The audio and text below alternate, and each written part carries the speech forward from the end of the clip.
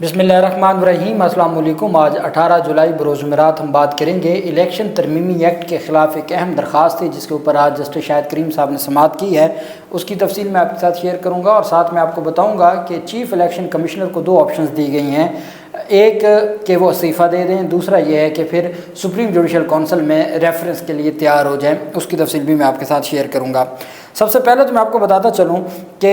पाकिस्तान तहरीक इंसाफ की दरख्वास्तों से मुतल्लिक मैंने आपको बताया था कि लाहौर हाई कोर्ट में दरख्वास्तें दायर की गई हैं और वो 3 जो इमरान खान की अबूरी ज़मानतें खारिज हुई थी उनको चैलेंज किया गया था और उस बाबत दरख्वास्त दायर की गई थी लाहौर हाई कोर्ट में, जिस पर मैंने आपको बताया था कि जो टेक्निकल एतराज़ात थे वो दूर करते हुए दरख्वास्त को समाअत के लिए मंजूर करते हुए अदालत ने मेरिट के ऊपर दरख्वास्त पर दलाइल तलब कर लिए हैं 22 जुलाई सोमवार के लिए। लेकिन साथ मैंने आपको बताया था कि पाकिस्तान तहरीक इंसाफ के वकला से गुजारिश की है कि वो रिमांड ऑर्डर को चैलेंज करें कि रिमांड बनता नहीं है, वो इमरान खान का डिस्चार्ज बनता है, उनको मुकदमात से डिस्चार्ज किया जाए, उनको बरी किया जाए। अब पाकिस्तान तहरीक इंसाफ के वकला ने चूँकि आज मलिक अहमद ख़ान भच्चर जो कि अपोजिशन लीडर हैं पंजाब असम्बली में, वो भी लाहौर हाई कोर्ट में मौजूद थे और वो इमरान खान की दरख्वास्त ज़मानतों में समाअत के लिए आए हुए थे, तो उनके हमरा अज़हर सिद्दीक एडवोकेट और बाकी वकला ने जो प्रेस कॉन्फ्रेंस की है उसमें आज बाकायदा ऐलान किया है कि पाकिस्तान तहरीक इंसाफ रिमांड ऑर्डर को भी चैलेंज करने जा रही है लाहौर हाई कोर्ट में, और वो भी इसी केस के साथ 22 जुलाई को समाअत के लिए मुकर्रर हो जाएगा। तो मैं समझता हूँ कि ये बहुत अहम पेशरफ्त हो जाएगी और ये बड़ा ज़रूरी था मौजूदा हालात के हवाले से।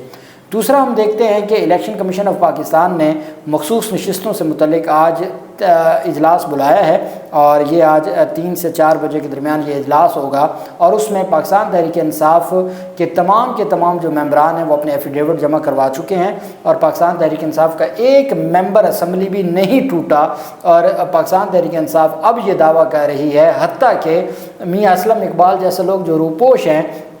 उन्होंने भी पंजाब असम्बली में अपना एफिडेविट जमा करवा दिया है और बाकी जो पाकिस्तान तहरीक इंसाफ के कायदीन हैं जो रुपोश थे लेकिन वो नेशनल असम्बली का इलेक्शन जीत गए थे, उन्होंने भी अपने बयान हरफी जमा करवा दिए। और पाकिस्तान तहरीक इंसाफ ने कुछ देर पहले बैरिस्टर गौहर अली खान ने यह दावा किया है कि 41 के 41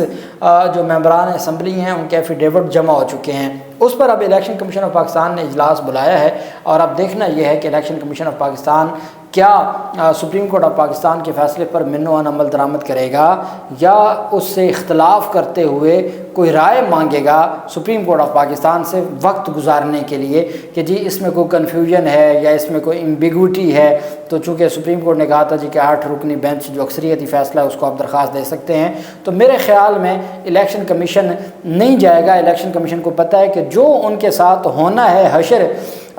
तफसीली फ़ैसले में वो उससे पहले ही वैसा कोई अपने ख़िलाफ़ नया ऑर्डर नहीं लेना चाहेंगे। मुझे उम्मीद है कि अदालती अहकामात पर अमल दरामद होगा, लेकिन जिस हद तक वफाकी हुकूमत जा चुकी है और जिस तरीके से आर्टिकल 17 का एक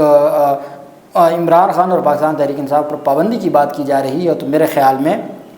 हमें हर तरह की सूरत हाल के लिए तैयार रहना होगा कि ये मामलात किस तरफ जा सकते हैं। दूसरी तरफ पाकिस्तान तहरीक इंसाफ ने चीफ़ इलेक्शन कमिश्नर से मुस्ताफ़ी होने का मुतालबा कर दिया है। मलिक अहमद ख़ान भच्चर ने आज जब लाहौर हाई कोर्ट में गुफ्तगू की जो अपोजिशन लीडर हैं पंजाब असम्बली में, तो उनकी जानिब से कहा गया कि इलेक्शन कमिश्नर के पास सिकंदर सुल्तान राजा के पास 2 ही ऑप्शन हैं, या फौरी तौर पर वो मुस्ताफ़ी हो जाएँ या फिर हम सुप्रीम जुडिशल काउंसिल में उनके ख़िलाफ़ जाएंगे। मलिक अहमद ख़ान भच्चर ने कहा कि चीफ़ इलेक्शन कमिश्नर मुस्ताफ़ी नहीं होते तो सुप्रीम जुडिशल काउंसिल जाएंगे। मुल्क में आर्टिकल 6 इससे पहले भी लग चुके हैं, सियासी बुनियादों पर तमाम कार्रवाइयाँ इमरान खान के ख़िलाफ़ की जा रही हैं। अपोजिशन लीडर पंजाब असम्बली का कहना था कि तहरीक इंसाफ मुल्क की सबसे बड़ी और फेमस पार्टी है। पीपल्स पार्टी के साथ पीपल्स पार्टी PTI की पाबंदी पर उस फैसले पर वफाकी हुकूमत के साथ नहीं है। हुकूमत एक दिन में पाबंदी और आर्टिकल 6 लगाने का फ़ैसला करती है, लेकिन उनके पास वो उनकी इतनी औकात नहीं है कि वो इमरान खान पर आर्टिकल 6 लगा सकें या ऐसा कोई पाबंदी लगा सकें। उन्होंने मज़ीद कहा जुल्म की ये रात ख़त्म होने वाली है, इमरान खान को ज़्यादा देर अंदर नहीं रखा जा सकता। टिक टॉकर वज़ीर आला پی ٹی آئی کی بجائے عوام پر ان کو توجہ دینی چاہیے۔ ملک احمد خان نے یہ بھی کہا کہ وزیر اعلیٰ پنجاب صرف ہمارے خلاف کارروائیاں کروا رہی ہے، اس مہنگائی کے خلاف جلد ہم سڑکوں پر آ رہے ہیں، مہنگائی کے خلاف احتجاج کے لیے حکمت عملی تیار کر لی گئی ہے۔ چونکہ پاکستان تحریک انصاف اور جو حکومت جو پی ٹی آئی کا پوزیشن اتحاد بنا ہے، ان کی جانب سے بھی ملک گیر احتجاج شروع کرنے کا سلسلہ شروع کیا جا رہا ہے۔ فیض آباد دھرنا کو ہی آپ دیکھ لیں، فیض آباد دھرنا جاری ہے اور آج چوتھا پانچواں دن ہے، نہ انہوں نے اجازت لی ہے اور نہ محرم کے حوالے سے کوئی ایسی ان کے اوپر کوئی رکاوٹیں تھیں، اور فیض آباد دھرنا 2 ہو رہا ہے، لیکن قاضی فیصل صاحب جو اس وقت چیف جسٹس ہیں، اس وقت وہ جج تھے، اس وقت وہ چیف جسٹس ہیں، اور نہ سپریم کورٹ آف پاکستان کی جانب سے کوئی اس حوالے سے کوئی پیش رفت ہمیں نظر آئی ہے، اور نہ ہی وفاقی حکومت کی جانب سے کوئی ایسی پیش رفت نظر آئی ہے کہ وہ سارے معاملے کو کس طرف لے کے جانا چاہتے ہیں۔ سپریم کورٹ کے مخصوص نشستوں کے فیصلے کے بعد جب الیکشن ایکٹ میں ترمیم کی گئی اور الیکشن ٹرائبونل سے متعلق جو فیصلے کیے گئے تھے، اب اس میں بڑی پیش رفت سامنے آئی ہے اور وہ الیکشن ترمیمی ایکٹ کو چیلنج کیا گیا ہے۔ سلمان اکرم راجہ صاحب نے جب درخواست دائر کی تھی تو سلمان اکرم راجہ صاحب نے الیکشن ترمیمی آرڈیننس کو چیلنج کیا تھا، اور اس کو چیلنج کرنے کے ساتھ ہی انہوں نے جب یہ ترمیمی ایکٹ آ گیا، پارلیمنٹ نے منظوری دے دی، تو اس کے اوپر بھی انہوں نے لاہور ہائی کورٹ سے رجوع کیا تھا۔ لیکن یہ اظہر صدیق ایڈوکیٹ صاحب کی جانب سے درخواست دائر کی گئی تھی، اور پٹیشنر منیر احمد تھے اور وہ ان کے ایسوسیٹ ہی ہیں۔ منیر احمد بھی خود بھی ایڈوکیٹ ہے، وہ ایسوسیٹ ہے اظہر صدیق کا، اور ان کی جانب سے یہ درخواست دائر کی گئی تھی۔ اب اس درخواست میں یہ موقف اپنایا گیا تھا کہ جو الیکشن ترمیمی ایکٹ ہے، 2 چیزیں اس میں عدالت کے سامنے آج رکھی گئی ہیں۔ ایک تو جو الیکشن ترمیمی ایکٹ ہے اس میں بدنیت تھی حکومت کی کہ جب لاہور ہائی کورٹ نے الیکشن ٹرائبونل سے متعلق فیصلہ دے دیا اور پھر ایک ترمیمی آرڈیننس لایا گیا، اس کے تحت 2 جو ججز ہیں ان کو تعینات کر دیا گیا، ریٹائرڈ ججز کو، اور لاہور ہائی کورٹ کے فیصلے کے برخلاف 2 ججز کو تعینات کیا گیا۔ اس تعیناتی کو اسلام آباد ہائی کورٹ نے کالعدم قرار دے دیا۔ پھر انہوں نے اسی بدنیتی کو کنٹینیو رکھتے ہوئے ہائی کورٹس کے فیصلوں کو ہر صورت تباہ کرنے کے لیے یہ آئے الیکشن ترمیمی ایکٹ لے کے، اور اس کی منظوری دی گئی ہے۔ تو یہ جو الیکشن ترمیمی ایکٹ ہے اس کو 2 چیزوں میں چیلنج کی گئی تھی۔ ایک تو یہ اس میں کہا گیا تھا کہ الیکشن ترمیمی ایکٹ بدنیتی پر مبنی ہے، عدالتی فیصلوں کو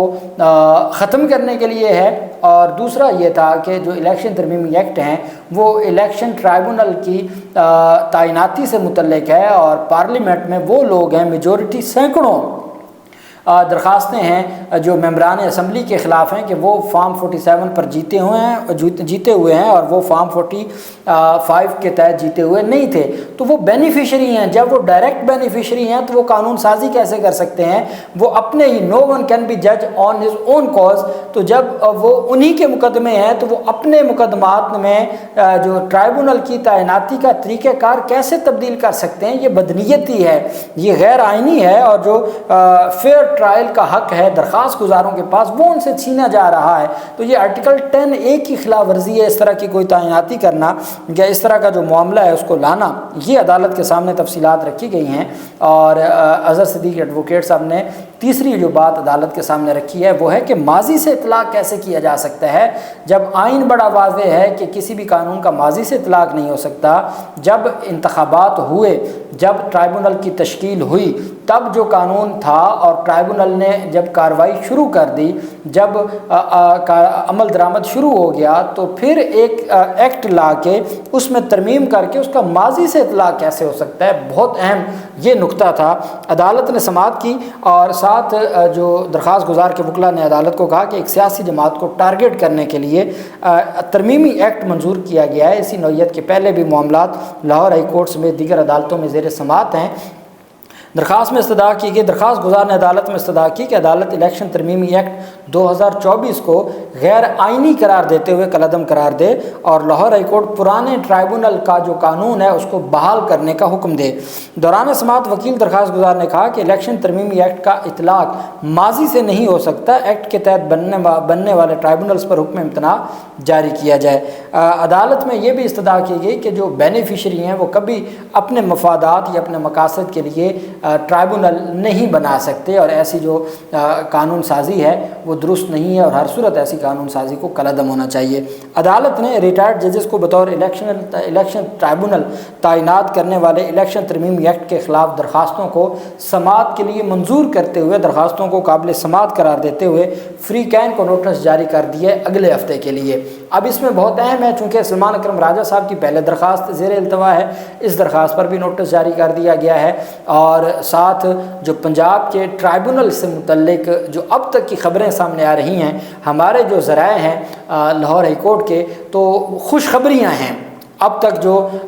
ہمیں انفارمیشن ملی ہے کہ اگلے ہفتے میں چیزیں ڈیسائیڈ ہو جائیں گی، رابطے ہو گئے ہیں، لیکن جو معزز چیف جسٹس ہیں عالیہ نیلم صاحبہ، وہ ہر صورت جو ملک شہزاد صاحب کی آئین اور قانون سے متعلق اور اختیارات جو ان کے تھے آئینی اور قانونی، اس سے متعلق جو چیزیں ہیں اسی کے مطابق اور آئین اور قانون کے مطابق چیزوں کو آگے بڑھایا جائے گا۔ تو میں سمجھتا ہوں کہ اب تک کی جو اطلاعات ہیں وہ خوش آئند ہیں اور اچھی اطلاعات ہیں، اور اب دیکھنا یہ ہے کہ یہ سارے معاملات آگے کس طریقے سے بڑھتے ہیں اور کیا جو عوام کا مینڈیٹ ہے اس کا تحفظ ہو سکتا ہے یا نہیں ہو سکتا۔ جو بھی تفصیلات ہوں گی آپ کے ساتھ شیئر کرتے رہیں گے۔ اللہ پاک پاکستان کا حامی و ناصر ہو۔ بہت شکریہ۔ اللہ حافظ۔ پاکستان زندہ باد۔